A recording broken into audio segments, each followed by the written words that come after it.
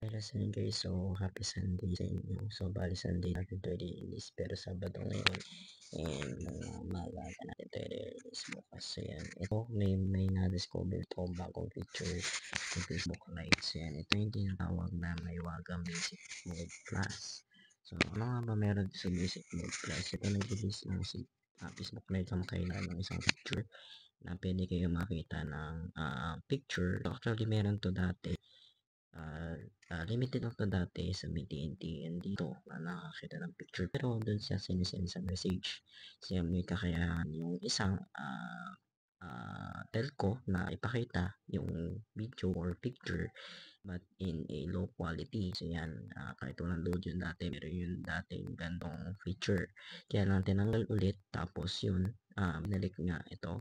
Kasi siguro marami nagre-reklamo ba't ganun na hindi daw sila nakakita ng picture kahit walang load. So yun, bali nagbigay ng free 30 MB si telco or si Facebook Lite. So bali, depende na sa telco kung actually lahat yata ng telco is meron ganito. Hindi ko na sure. Pero gamit ko dito is TNT. So yan. Meron kang you have 30 MB. So 30 MB daily yan.